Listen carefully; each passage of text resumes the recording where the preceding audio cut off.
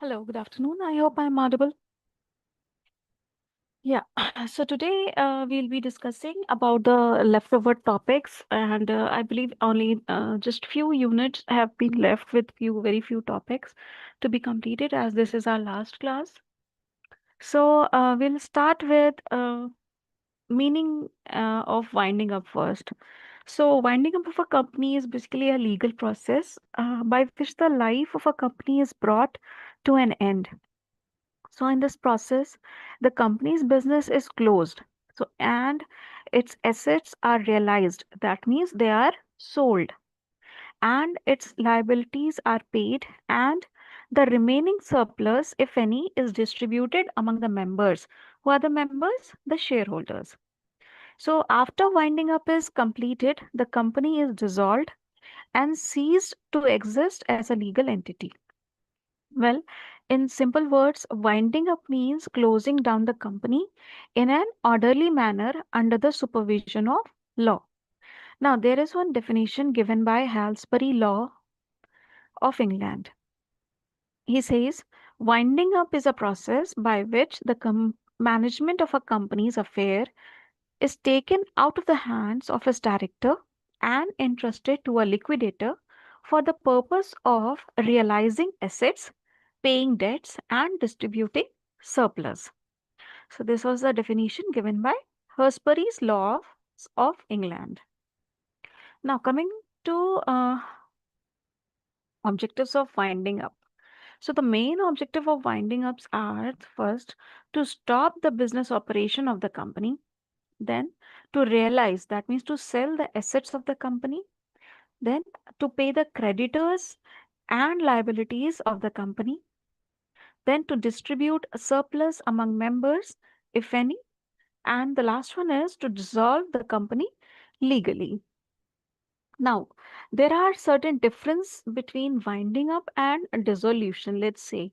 So, in winding up, it is a process of closing company affairs, whereas the dissolution is final end of company's existence. And winding up is a long legal process, whereas dissolution is final result. And the legal status, the company continues during winding up, whereas the legal status of company ceases to exist. So that is the difference between winding up and dissolution. Now, coming to modes of winding up according to Companies Act 2013. So under the Companies Act 2013, a company can be wound up by the following modes. What are these modes? These are winding up by tribunal, then voluntary winding up. So now governed mainly by IBC 2016. So coming to winding up by tribunal. So winding up by tribunal means winding up of a company by an order of the National Company Law Tribunal known as NCLT. Now, who can apply for winding up? So a petition for winding up can be filed by the company itself, the creditors, the contributories, that is the members, then comes the registrars of the company, and finally, central or state government in few cases. Now, grounds for winding up by tribunal, section 271. A company may be wound up by the tribunal on following grounds. These are the first one, inability to pay debts. So, if a company is unable to pay its debts, it can be wound up. And a company is deemed unable to pay its debt if it fails to pay a creditor within 21 days of receiving a demand notice, or execution of a against the company remain unsatisfied, or tribunal is satisfied that the company cannot pay its debts. So let's say if a company continuously default in payment to suppliers and bank, it may be wound up. Now coming to a special resolution. So if a company has passed a special resolution that it that it be wound up by the tribunal. Let's say members decide that the company should be closed due to continuous losses, like that. Now, the third thing is acting against sovereignty and integrity of India. So if a company has acted against the sovereignty and integrity of India, or it has acted against national security, or it has acted against public order or morality. So that was the third thing. Fourth thing is fraudulent conduct. So if the affairs of the company have been conducted in a fraudulent manner, or the company was formed for unlawful purposes. So in this case, a company formed only to cheat investors or launders money. Okay. Now, next condition is failure to file financial statements or annual returns. So if the company has not filed financial statements or annual returns for 5 consecutive financial years. Next is just or equitable ground. So if the tribunal is of the opinion that it is just and equitable to wind up the company, example of just and equitable grounds are deadlock in management, then loss of main object failed, then company formed for illegal purpose, also lack of mutual confidence among members. Now coming to procedure of winding up by tribunal. So the first thing is filing of petition. The petition is filed before NCLT. Then admission of petition is done, which is done by tribunal. Then the third step is appointment of official liquidator. Then fourth is preparation of statement of affairs. Next comes realization of assets. And then we have settlements of list of creditors and contributories. Then comes payment of liabilities, financial accounts and report, and order of dissolution comes. So that is the procedure of winding up by tribunal. Okay. Now we will discuss role of official liquidator. So the official liquidator is appointed by the tribunal and plays a key role in winding up. Now, talking about the powers and duties, so they take custody of company assets, then carry on business if required for beneficial winding up. They sell movable and immovable property. Then they investigate company affairs. They settle claims of creditors and distribute surplus and also submit reports to tribunal. Okay. Okay. Then the next topic over here is voluntary winding up. So voluntary winding up is winding up by initiated by the company itself without tribunal intervention, which is subject to compliance. So under current law, voluntary winding up of solvent companies is mainly governed by the Insolvency and Bankruptcy Code 2016. So now coming to the types of voluntary winding. So there are two types. The first is members voluntary winding up and creditors voluntary winding up.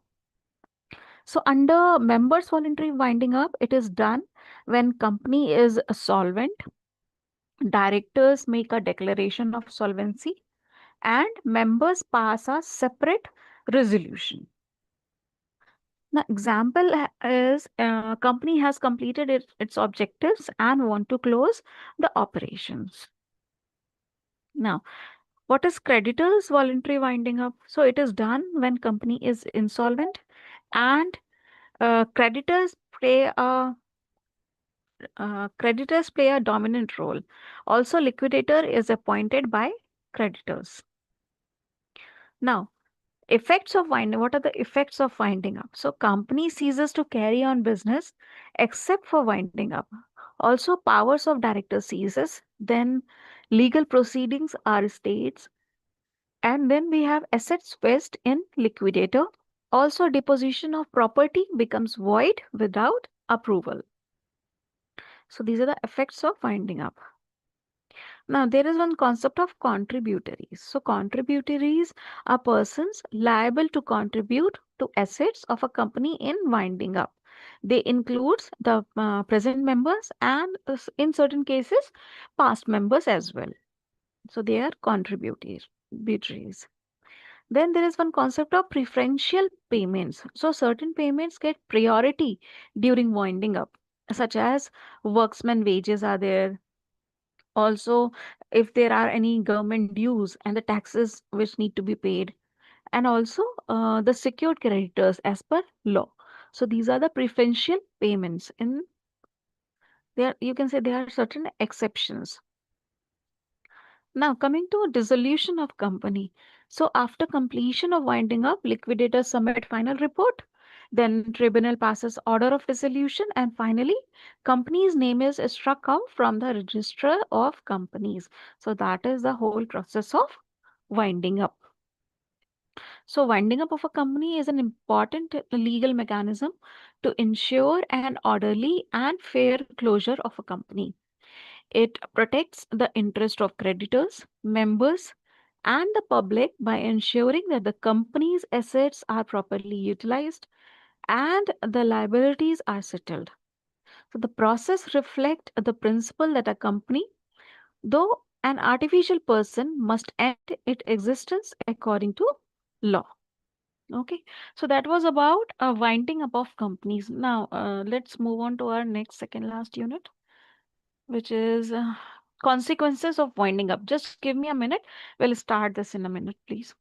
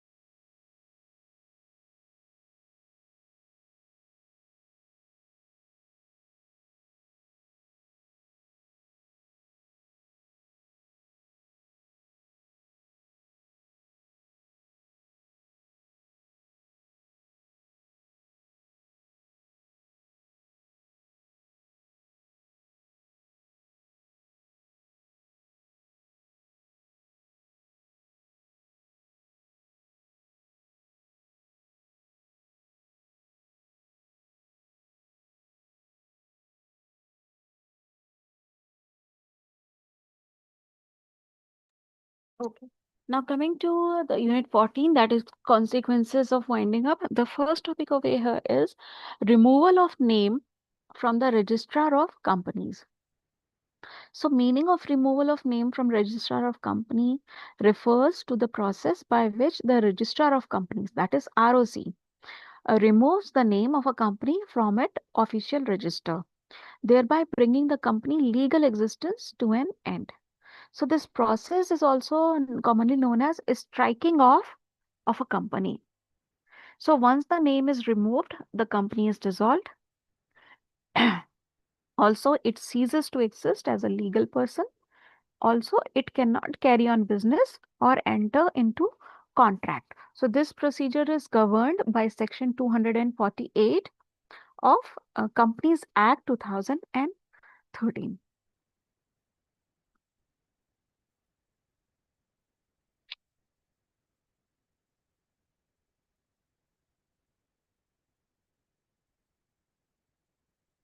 Okay, now coming to the purpose of removal of name. So the main purpose are to remove defunct or inactive companies, then to clean up the register of companies, then to prevent misuse of company structure, also to reduce compliance burden for non-operational companies, and finally, to ensure transparency and corporate discipline. So these are the purpose of removal of name. Now, next is meaning of what is the meaning of defunct company? So, a defunct company is one which has no business activity or has no assets or liability, also has failed to comply with statutory requirements, and it is not operational for a long period. So, that is the meaning of defunct company. Now, there are certain legal provision from Section 248 Companies Act. So, Section 248 empowers that the registrar of companies to remove the name of a company from the register if certain conditions are satisfied. So, first is coming to the modes of removal of name. So, then the name of a company can be removed in two ways. Firstly, by registrar of companies, that is known as suo motu, and by the company itself, that is known as voluntary application. Now, coming to removal of name by suo motu, that is by registrar. So the ROC may remove the name of a company on its own motion. So if a company falls under any of the following situation, what is the situation? That is, first is failure to commence business. So then not carrying on business for 2 consecutive years. Then subscribers have not paid subscription money. Also, company not carrying on any operations. So these are the conditions on which the removal of name by registrar through suo motu is being done. Okay. Now, next is removal of name on application of company. So a company may voluntarily apply to the ROC for removal of its name if it has no business or operation, then it wants to close down legally. Also, it has settled all its liabilities. Now, conditions of what are the conditions of voluntary removal? So, the company must not have any outstanding liabilities. Then it must have consent of shareholders. Then must not be involved in any legal proceedings and must not have disposed of property for value within last 3 months. Okay.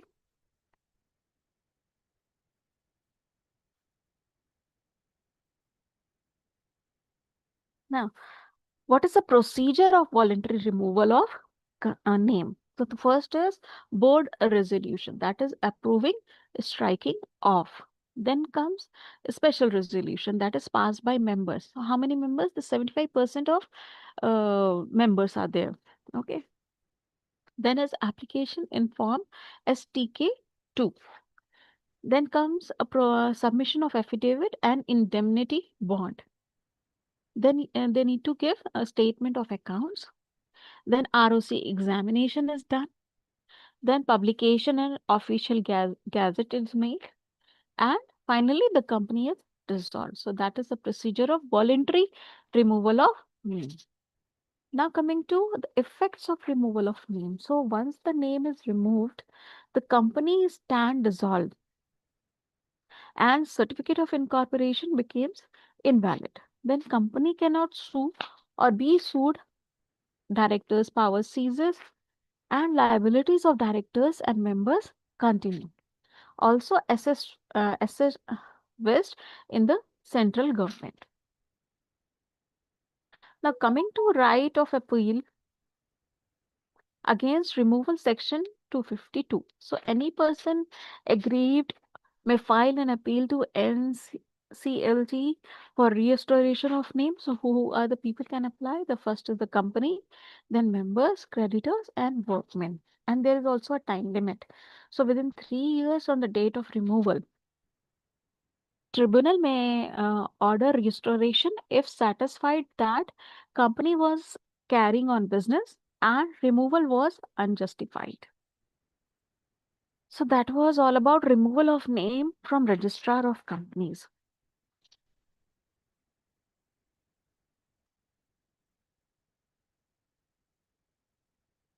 Okay, so next topic over here we have liquidator. Okay.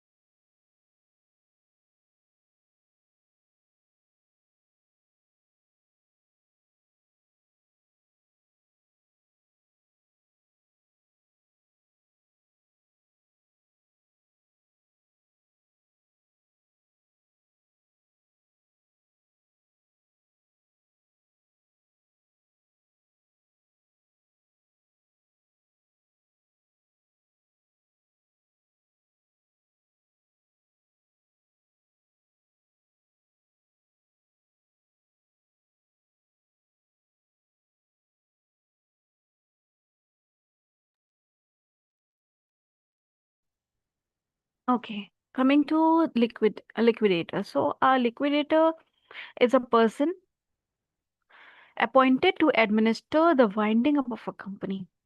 He takes control of company's affair from the directors, collect and realize the assets of the company. Then he pays its debt and distribute the surplus, if there are any, among the members, and finally bring the company to dissolution. That is the meaning of a liquidator. Well, in simple terms, a liquidator is a legal representative of a company in winding up. Okay. Now, who can appoint the liquidator? So, liquidator can be appointed in different modes on of winding up. So, liquidator is appointed by, first of all, NCLT, that is National Company Law Tribunal, and he is also known as official liquidator. The liquidator is appointed by the members, that is known as a voluntary winding up. So in this case, it is appointed by members. So in members, voluntary winding up, or the creditors, in creditors, voluntary winding up. So now coming to qualifications of liquidator. So a liquidator must be a registered insolvency professional. Then he must be independent and should not conflict of should not have conflict of interest. And finally, should possess adequate professional competency. Now, coming to position and status of liquidator. So, liquidator act as an officer of the tribunal. He is a fiduciary for creditor and members, and he also represent the company during winding up. Also, his actions are subject to tribunal supervision. Now, coming to powers of liquidator. So, the power of a liquidator may be divided into two categories. The first is powers exercisable with sanctions of tribunal. So to institute or defend legal proceeding, then to carry on business for beneficial winding up, then to sell movable and immovable property, then to raise money on security of company assets, then to compromise claims and liabilities, also to make calls on contributories.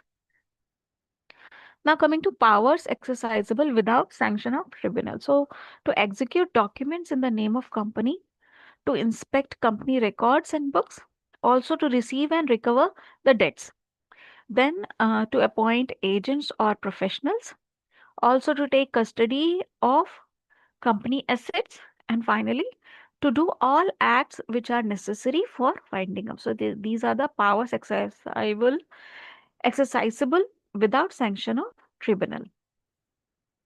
Now coming to duties of liquidator. So the duties of liquidator are very important, and they include, first is taking control of assets, that is take possession of all company property and prepare inventory of assets. The next is a statement of affair. So obtain a statement of affair from directors and verify correctness of information. Then there is a settlement of list of contributories. So identify the members liable to contribute and also prepare final list. Then we have realization of assets. So realization is assets is to sell assets by public auction or private contract. Also, to maximize value for creditors. And next we have payments of debts. So pay debts according to priority, following rules of payment. Then comes distribution of surplus. So distribute remaining assets among the members and follow the rights attached to each share. Now, next is investigation of company's affairs. So investigate fraud or misconduct and also report to tribunal. Then comes maintenance of accounts. So maintain proper books, submit periodic reports, and prepare final accounts and apply for tribunal for dissolution. So that was all about the power and duties of uh, a liquidator.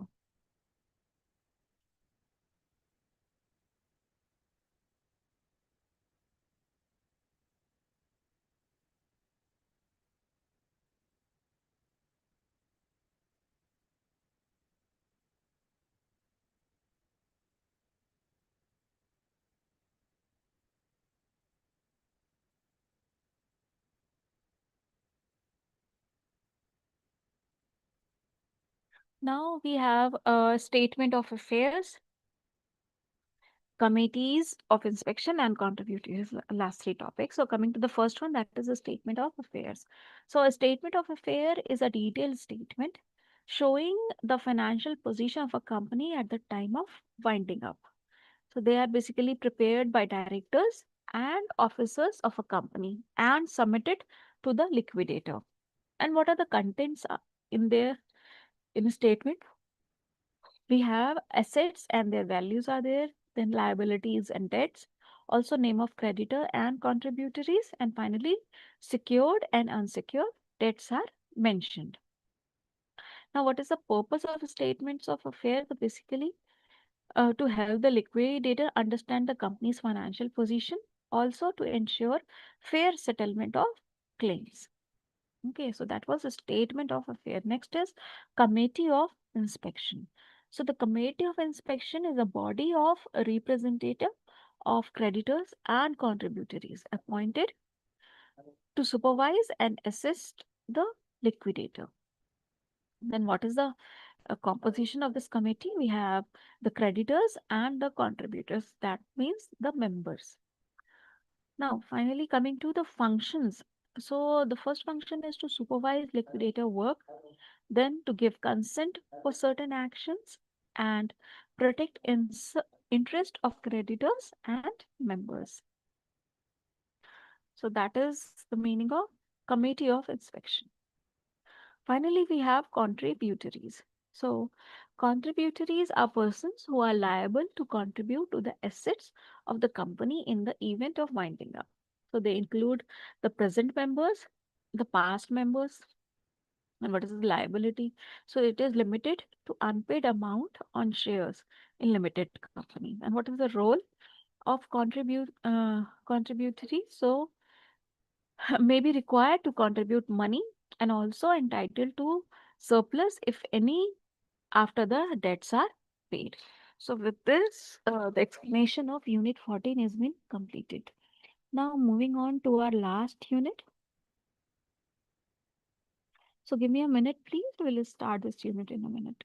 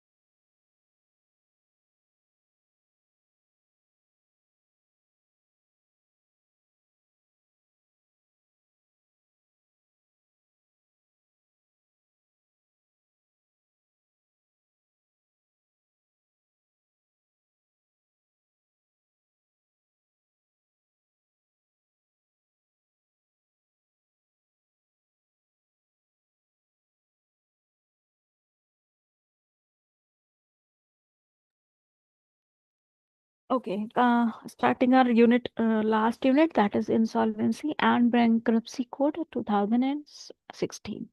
First of all, let's understand the meaning of insolvency. So, insolvency refers to a situation where a person or company is unable to pay debts as and when they become due. So, in simple words, when liability exceed assets and the debtors cannot meet financial obligation. So the debtor is said to be insolvent. Now there are two types of insolvencies. The first is corporate and personal. So in corporate, solvency are relating to the companies and LLPs, whereas personal insolvency relating to individuals and firms. Now, the next thing is objectives of IBC 2016. So, the main objective of Insolvency and Bankruptcy Code 2016 are to consolidate and amend laws related to insolvency and bankruptcy. Then, to ensure time bound resolution of insolvency, also to maximize values of assets to the debtor, and to balance interest of all stakeholders. Then, to promote entrepreneurship and credit availability, also to shift focus from liquidation to resolution. And lastly, to improve ease of doing business in India. These are the basic objectives of IBC 2016, that is Insolvency and Bankruptcy Code. Next is CIRP. CIRP is Corporate Insolvency Resolution Process. So, meaning of CIRP is a legal process under IBC for resolving insolvency for a corporate debtor in a time-bound manner with the aim of reviving the company. Now, who can initiate a CIRP? The financial creditor, operational creditor, and the corporate debtor itself. Also, there is a time limit for this. So, time limit is 180 days and which is extendable by 90 days. Now, maximum 330 days, including litigation period. That is the time limit for this. Now, what is the role of insolvency? No, sorry. Coming to, yeah, role of insolvency professional. So, insolvency professionals are the licensed professionals who conduct and manage insolvency proceedings under IBC. Now, coming to the roles performed by them. So, interim resolution professional known as IRP. So, they take control of management, they collect claim, then they constitute committee of creditors. Next is resolution professional known as RP. So, they manage corporate debtor as going concern, then they prepare information memorandum. Then they invite resolution plan and finally conduct COC meetings. Next is liquidator. So they realize assets, they pay debts, distribute surplus, and dissolves the company. Okay. Next is duties of insolvency professionals. So they act independently and impartially. Also, they protect values of assets. Then they follow IBC as well as IBBI regulation. Then they report misconduct or fraud. Okay. Now coming to the last topic, that is adjudication authorities under IBC. So adjudication authority is a body that has the power to hear and decide insolvency cases under the IBC. Who are the adjudicating authorities? The first one is NCLT. I've already discussed. Then we have DRT, that is Debt Recovery Tribunal. And also there are appellate authorities, that is NCLT, appeal from NCLT, and the Supreme Court of India, where they can make the final appeal. So that is adjudicating authority.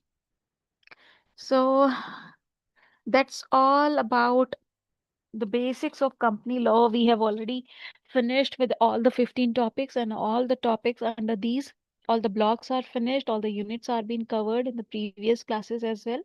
So you all can go back and check the recordings for the explanation of all the topics. And all the best for your examination. And again, I'm sharing my email ID in the chat box for any doubts, clarity on any topic. You can send me an email. I'll be more than happy to help you out. Okay. So that's all for today.